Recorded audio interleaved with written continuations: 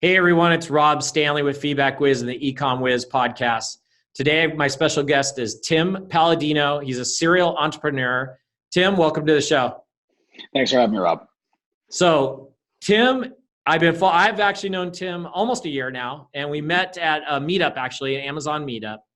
And Tim has, I don't want to say a lot of crazy ideas. He has some really interesting ideas. Some people might think they're crazy, but I want to jump right into this so people know what you've been doing and what you've been working on. And tell me about this new game you got coming out, or it may even be out by the time that people are listening to this, called Pitch Deck. Yeah, so the new game, as you said, is Pitch Deck. It's a party game for entrepreneurs. You know, as entrepreneurs, we live a dual lifestyle. We live our office entrepreneurial life, if you will, and then we live our home life. And this is a really fun way to bring those two worlds together, to kind of like show off our skills, show off our light, if you will, to our friends, our coworkers, and our families. You know, the game itself is actually designed specifically so you can play with your kids to really boost their self-esteem and have them really get their creative juices flowing, and, you know, not stomp that down with like all the clerical stuff that they do with school and stuff like that, but really like invigorate them and allow them to have their creativity shine. And it goes all the way, that translates all the way through to coworkers. Working with coworkers, you know, you guys are in the trenches all the time, but you never really get to see how awesome and funny and witty your friends / coworkers are. But when you're playing this game, people come up with things from their specific angle that could not have been said by someone else, because they have such an interesting background, you know, and understanding on the different things that they come up with such unique ideas. Yeah, absolutely. And so I was looking at it and getting a little bit of info and watching your sort of commercial, so to speak, on it. And I was kind of sitting there going, it'd be fun to get some other friends of mine that are entrepreneurs and kind of get together and do it. And maybe actually an idea might come out of it. I was kind of looking at it that way. You get the brain going, right? And maybe with some friends, and maybe there's a whole another subset of this that not only can you, hey, this is a really cool idea. Why not get some of your friends involved, and maybe an idea comes out of this game? What do you think? Yeah. So, well, funny thing you say that has happened already. So we've been testing this for 45 days with 60 different entrepreneurs and multiple different focus groups to make sure that we're really landing this properly. And when the game's over, the conversations aren't.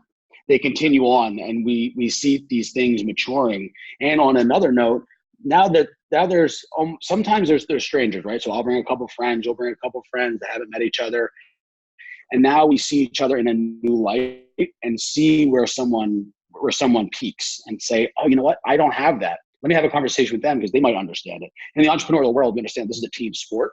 So it really, really allows us to highlight our specialties and wear them with pride. Yeah. I'm also thinking, man, at any of these conventions that we go to, or the expos and conventions, man, I need almost a room in the back and get some friends in there and do a little pitch deck at each other to see how it goes. I think that'd be. Go ahead. One of the things we were thinking about was actually doing like a game show intermission of 3 teams, 3 different pitches, and then the crowd decides who wins, just to kind of like break up the monotony, like maybe after lunch or something like that, just to get the crowd back involved, and then someone would win a prize. So we really want to put ourselves out there to be able to perform this as a service for any expos that are interested in doing such things. That'd be cool. Of course, there'll be somebody out in the audience trademarking it while it's going on, right? Whatever idea comes up, they're going to jump on their phone and trademark it. All computers closed, please. Right? Got to sign some disclosures before you come in. Yeah. Another concept, actually, another idea I had for you, I was thinking about this. Like, this is a great concept. First of all, I love the idea. I think everybody should teach this to their kids. And it doesn't have to be necessarily that you're teaching your kid to become an entrepreneur. It could just be what lessons can they get out of it. Yeah. Then on a second thought, I was like, man, some of the colleges have business classes. Maybe this would be a good thing for some of the business classes to actually teach. Because now, I know they already teach, doing a pitch deck and giving a presentation, et cetera, but this would be a really fun way to do it. So I was thinking there's another even weigh in to, basically get people to kind of get on board with this, but I love the idea. So, but why don't you tell us how, it's getting obvious, but how did the idea come up? Give us more details of, how this came up, how this idea came out, and who's all involved. Yeah, so I have two excellent, beyond excellent business partners, Darby Rollins and Austin Distel. Both live here in Austin, Texas with me, and we're all entrepreneurs. Most of my friends down here are entrepreneurs. Austin, in case the listeners don't know, is an entrepreneurial theme park. So if you're looking for somewhere new to live, check it out. But I digress. Let's go. So we're always pitching joke ideas. There's always something going on. And we were all in my truck going back up to my house to get my laptop because we were going to do a hackathon, work all weekend and do some stuff separately. And my buddy Austin was talking about improv classes and how he went to a conference and they started teaching him how to format a joke, and it was through improv. And then that conversation very quickly turned into us just making names up, and then the other two just yelling business ideas back at them based on what they thought the name meant. So the whole thing was kind of predicated on a joke. And then 60 days later, we're up and running. That's awesome. Yeah. That's awesome. Yeah, that's it's such a great concept. I'm so shocked that nobody's come up with something like this, to be honest. It's such a perfect fit. Especially the space we're in, there's entrepreneurs are the next thing that's happening. It always has happened, but I just feel the era that we're in right now is an entrepreneur era. We're back to being people coming up with creative ideas, whether it's a product or an idea. It doesn't matter. People just, are thinking outside the box now. And that's great. That's what we want. Now, just going back a little further, prior to the game, you are working and have been working on a book. Why don't you tell us a little bit about the book and then maybe also how you came up with the idea for this book? Yeah, so the name of the book is Overachiever. It's a little tongue-in-cheek. And the idea for Overachiever came from how I had to learn to live my life, basically, and stay sane, running multiple companies, some 6, some 7-figure companies at one time, and burning the candle at both ends. Yeah. So this was kind of it's based off my little personal playbook that I've turned into since I've just exited one of my 7-figure companies.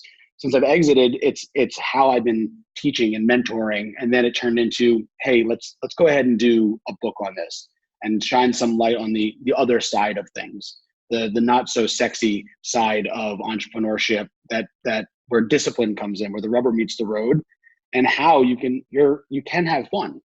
Because one of the things that I speak about and I evaluate, and I encourage everybody to evaluate at least every 3 months, is what I call the EHAN. It's the entrepreneurial hierarchy of needs. And it's simply based on the health, wealth, relationships, and recreation that then fuel your business and your life. Yeah. So the whole idea about overachieving isn't just to do things to burn calories. It's to do things to create satisfaction. So and impact, of course. So by making sure that every 3 months that you're scoring properly on this EHAN, you're making how should I say, you're living your truth. You know what I'm saying? You're living a satisfied life, and that translates directly into the other things that you love. If you're like me and you look at business as a sport, I love playing business now. It's my thing. But I can't do it at my best if I don't have my house in order. Absolutely. Yeah. And just so I understand, what is there a target audience for this? Is it more maybe people that want to be an entrepreneur or have been for a while? What's your target audience in the book? Yeah, so it's every entrepreneur, but the way I sectioned the book is for anybody. It could be for parents that want to come together with a unified understanding on maybe how to organize conversations and raise a child. It could be for a firehouse. The captain implements these rules and these structures that everybody's on the same page. It's really for anybody, but this book is specifically for entrepreneurs because, of course, that's where my heart is. All right. So Tim, you got to give us, I'm sure knowing you, there's going to be either a story in the book or quite a few, and there's probably going to be some quotes and some inspirational stuff. Give me your favorite one from the book. What is your favorite either quote or inspirational story in there? So it's going to be somewhere in between the two, right? So it's the most simple thing that I have to remind myself to do. It's actually two different things. One is no matter what it is we do, we have to have an intention and then pay attention to it. And once we have that covered, then it's plan, do, review. Plan, do, review. Every second, every day, every week, every month. It's just a matter of just paying attention to it and making sure that it's flourishing. Because as soon as our attention goes somewhere else, then that's where the energy goes, and then this starts suffering. This last whatever it was that you're supposed to be paying attention to. Sure. Yeah. So that's what keeps me afloat every day. Yeah. What kind of advice would you give to people that want to be an entrepreneur? Like, is there maybe some pitfalls to watch out for, or things you're already kind of giving some thoughts to having, a balance, is what I'm kind of hearing from you, is kind of a balanced lifestyle is a one key thing. But there's people out there listening and they're going to be like, I want to be an entrepreneur, but I'm not, what's the first thing I even do? Right? Like, how do I become one? Yeah. So there are a couple points on that. So one, you don't have to be good at everything. Like that was one of my pitfalls. And I do write about that in the book. I thought I had to be an expert in all fields. And it's kind of this, what we were just talking about, where because I started getting really good at marketing, I stopped being really good at sales. So I have to pick one, stay in my lane, have a functional understanding of all these other elements in business, because you're an entrepreneur, because you need to have high level conversations, of course, with the people that you're hiring and bring them onto your team. But aside of that, it's just fail forward. You're going to do things wrong. And I think perfection is a fool's pursuit. I think it's something that I tried doing for so long. And when I should have been, when I was doing 7 figures at 70%, right? And then trying to push farther, like I could have honed in what I was really doing and made 8 figures at 70% if I really focused and became better at what I was doing there, instead of wasting my time trying to make up that other 30% and trying to be perfect, if you will. Yeah. And what do you say to, let's say, entrepreneurs that have been in the business for a while, maybe getting a little burnt out?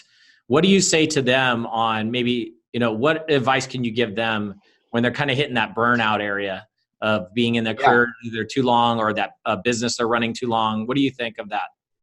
Yeah. So I'm a big fan of two things. So if you're starting to get burnout, then it's a result of dissatisfaction.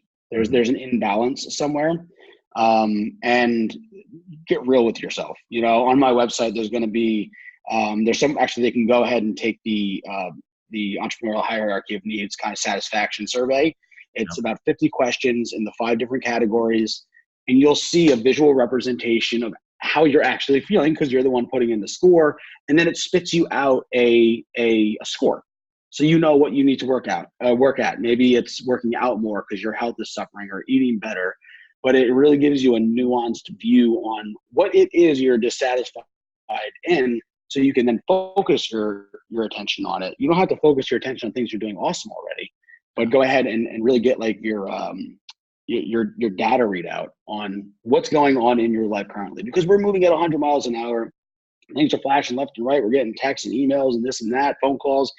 We don't take time to actually do an assessment on ourselves. So that's something that people can do right on my website. And then the other one is find someone not just to be accountable to or accountable with, but be objective with. So it's allow people to say, hey, I'm seeing it this way. Because a lot of times when we say, hey, I'm seeing it this way, to a friend or a family member, it's painful because they want to protect themselves. They're like, I know it sucks, but I want to protect myself from the truth. Just allow it to happen. See where it goes. If it's not true, it's not true. But if it is, you're going to be able to see it from a not just a participant's point of view, but an overseer's point of view. And it's going to be infinitely more productive for you to understand how you're actually operating versus how you feel you're operating.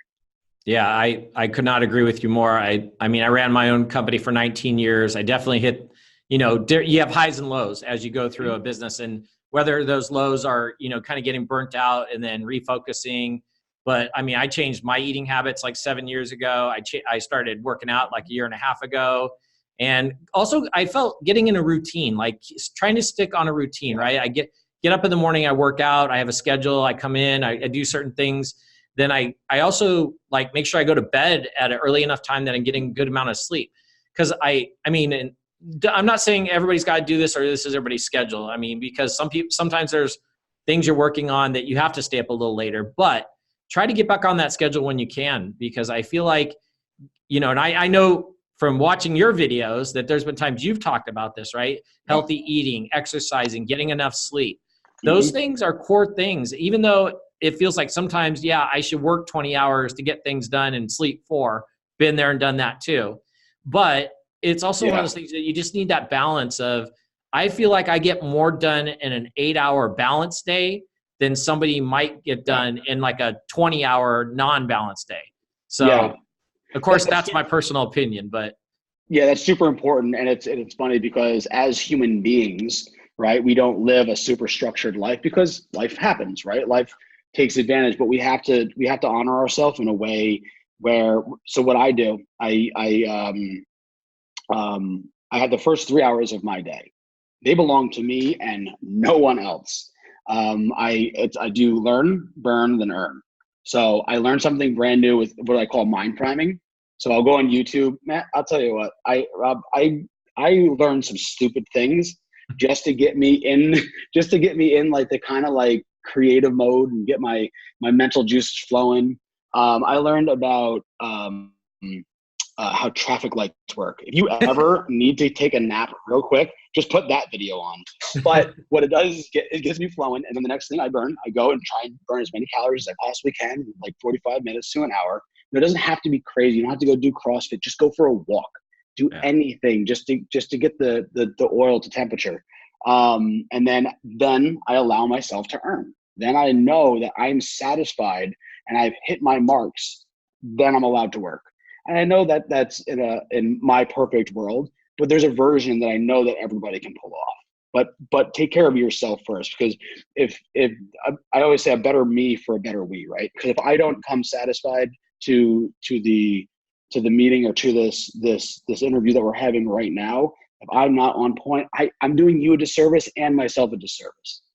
Yeah, no, I agree. And so I've got to ask, like, where did this sort of style of life come from? Like that you want to be healthy, that you're exercising, where did that all come from? Like, there's a base to that, right? So where did that come from? Yeah.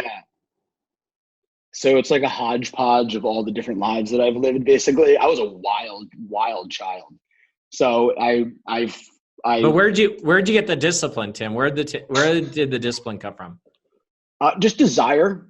Right. You know, my parents are hardcore workers. Like I still can't outwork my dad. My dad's in his 60s. And if I was to work side by side with him on a construction site, he would smoke me all day long. He's a hurricane. So I always had that to look up to. I think you know, I agree with working smart and hard. Yeah. But he definitely taught me how to not let too many things get in your way and still be able to push forward and kind of challenge yourself and make take what's the word I'm looking for? Make checkpoints as you're going throughout the day. So you're giving yourself like that appreciation of, all right, it's noon, I did this, awesome. Now I did it in this much time. Let's see if I can do it in an hour earlier next time. You know, really like push yourself in a very healthy way based on things that you've done before, not things that you imagine you can do. Yeah. Okay. So before we go on to the course that you have coming up that will go alongside the book, why don't you help with any tools you use, or what kind of things do you use? I mean, do you meditate? Do you have things you listen to? I mean, you talked about YouTube to kind of just learn things and kind of get your mind going. Is there any other tools you could, you know, tips you could give regarding tools or things you use to help with that? So coffee, lots of coffee. That's okay. Lots of comedy. I think comedy is an intellectual pursuit and allows you to see things very differently. So I make sure that I work that into my routine as regularly as possible. But as far as like technology and stuff like that, any particular music you listen to, or what about exercise equipment you work on? Yeah. So the type of music that I listen to is called, it's in a frequency called alpha. So it is 50 to 80 beats per minute. And what it does, it sounds kind of odd, but you fall right into it. What it does is allow it takes your focus and severs it from any outside distraction. The fluttering actually kind of keeps your focus in. So like my hands waving, like that's kind of how it holds the focus into what you're doing. And what's really fascinating about it is that you put it on, it sounds a little strange, and by the time you're already halfway through that thought, you're laser focused on what you're doing. It's actually quite phenomenal. There's a couple times that an hour or two have passed by and so much has gotten done. I almost don't even remember it because I've been too honed in on what I've been doing. So the service that I use is Brain FM. It's brain.fm is their website. Okay. They have a free account. They have a free account that I would highly suggest anybody put to the test. But it's one of my favorite things ever. That was actually one of the biggest game changers. And I can't speak highly enough about it. If I keep on going, it's going to sound made up, but it impressed me so seriously. It impressed me so much because it was just like there was a cut in a movie. Yeah. You know how there's like those montages? That's how it felt the first time I used it. And I was like, hold on. What just happened? So that's actually a really big one.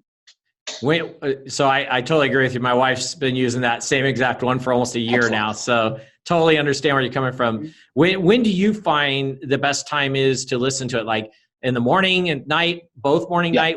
What's your kind of feel on that? Yeah. So both.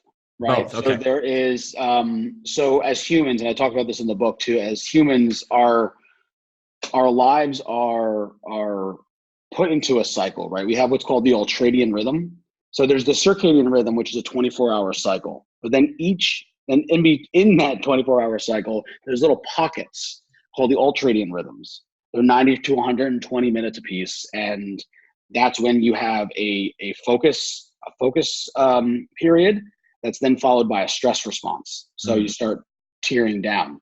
So this allows you to, during that focus period, be more effective. And then when it's time to take a break, walk the dog, do whatever, clear that mental plaque, you can go ahead and do that. So I do it I listen to it for an hour, take a 20-minute break, hour, 20-minute break, take lunch, hour, 20-minute break, and so on throughout the day. So every 2 cycles, I take a longer break. Yeah. That's but perfect. Yeah, I like it in the morning. I'm not going to lie. Not a lot of people are going to like what I'm about to say, but I don't start working until 10 a.m.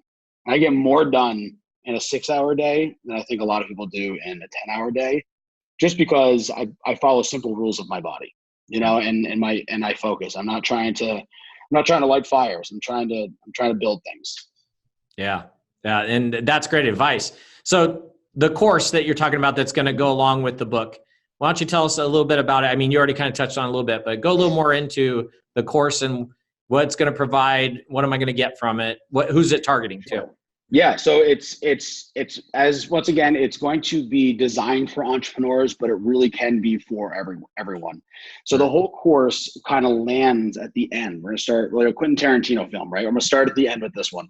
It ends with a system I designed called PODS. It's proactive, ongoing discipline system, where it's accountability, objectivity, and a mastermind over a 12-week period with 3 other entrepreneurs. So it'd be you and 3 other entrepreneurs and a moderator.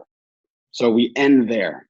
The course starts with our relationship with time, how to be more effective with our time, and then eventually teaches you how to create pods with your community.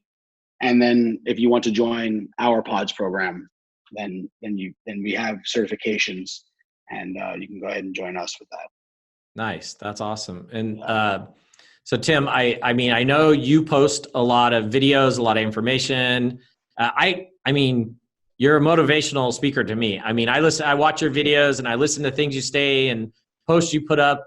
I mean, give us a few tips. Like what is the most recent either video or audio you put up, and what was it about, and how will somebody benefit from it?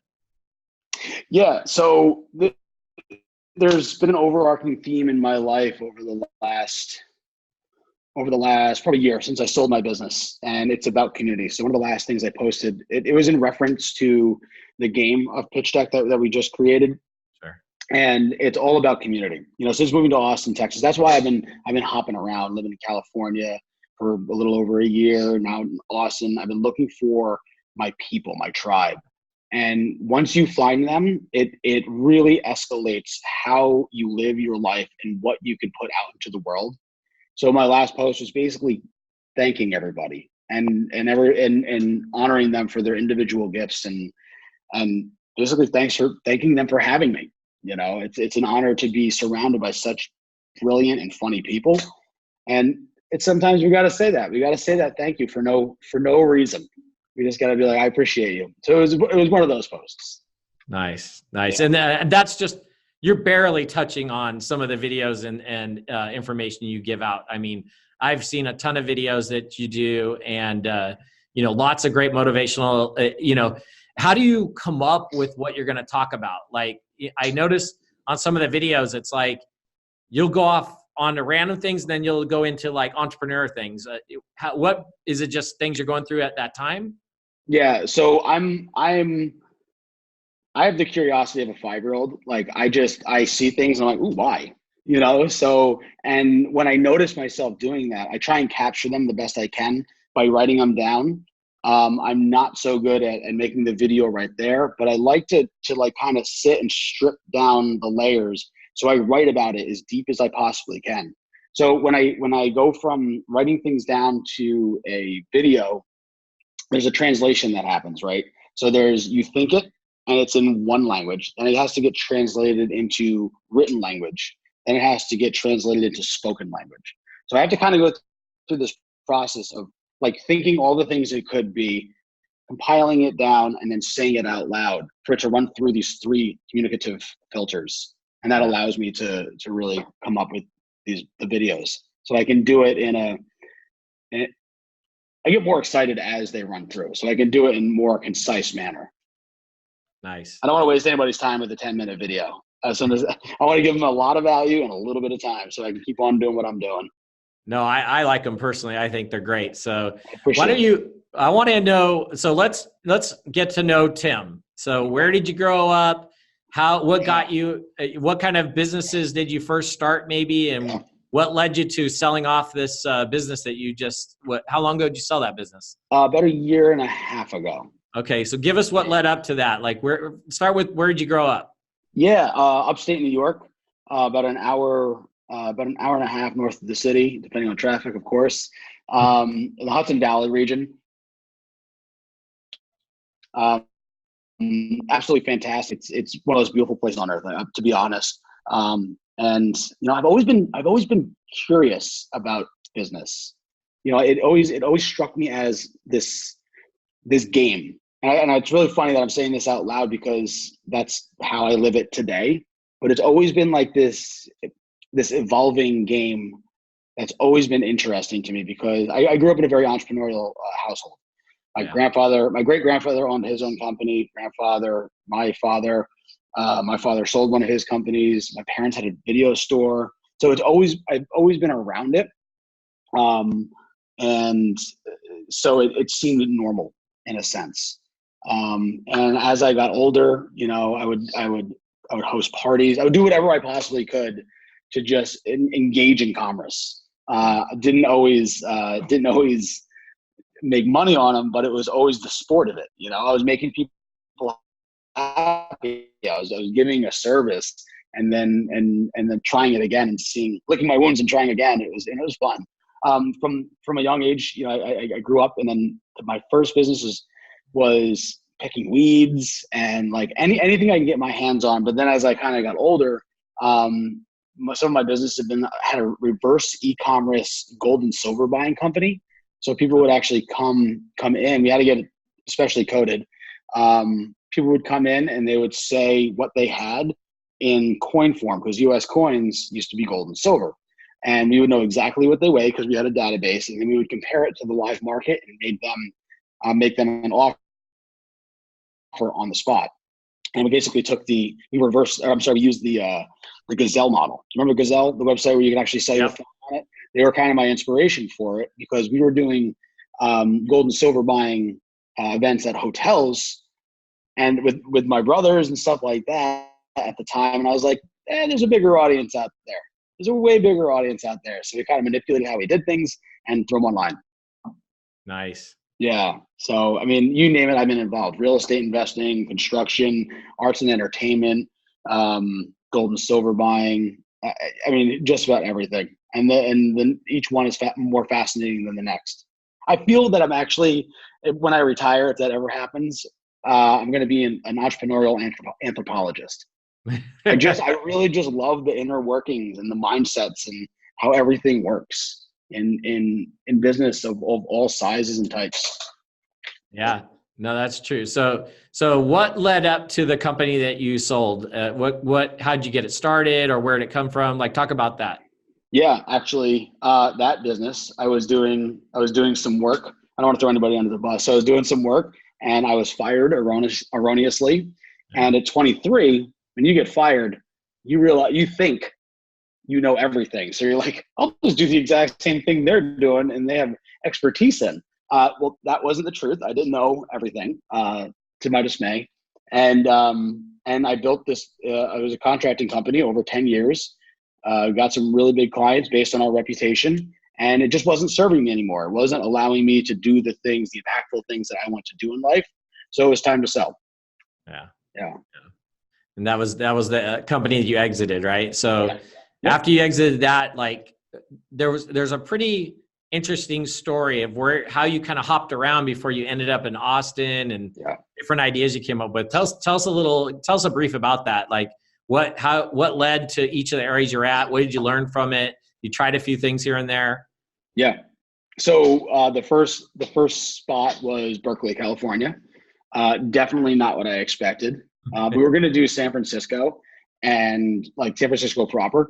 And I just sold the company, but I was not about to spend $10,000 a month in rent for 2-bedroom, 2-bathroom. So I did not know what I was bargaining for. So we decided to try Berkeley instead, which is a little bit cheaper. It was a really cool area. It was a lot slower of a pace, and it kind of showed me, it kind of like opened up my eyes to the fact that, there's another speed, there's another RPM I can live at. So that being the opposite end of the spectrum really allowed me to kind of figure out where my middle ground was. And then the next move was a little bit farther south, down to Los Angeles. I lived there for about a year. And it just gave me another deeper understanding of how things can work. So, and I'll give you a little example.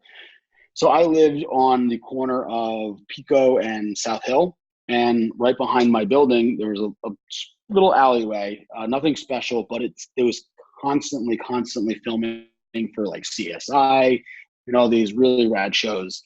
And I would be able to watch it, and I'd be able to watch this massive production happen with like 50 people. Well, 50 people that I saw. Who knows who else was there?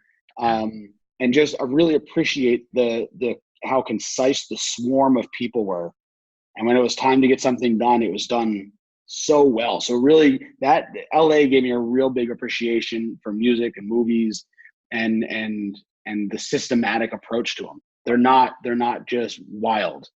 They're so well organized, and every person, no matter how little their part, plays a gigantic role in the art that they're creating.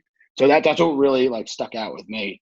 And then I had a bunch of other entrepreneur friends calling me saying, Tim, let's check out Austin, man. We're down here. It's pretty cool. And LA just wasn't serving me. It didn't feel like home.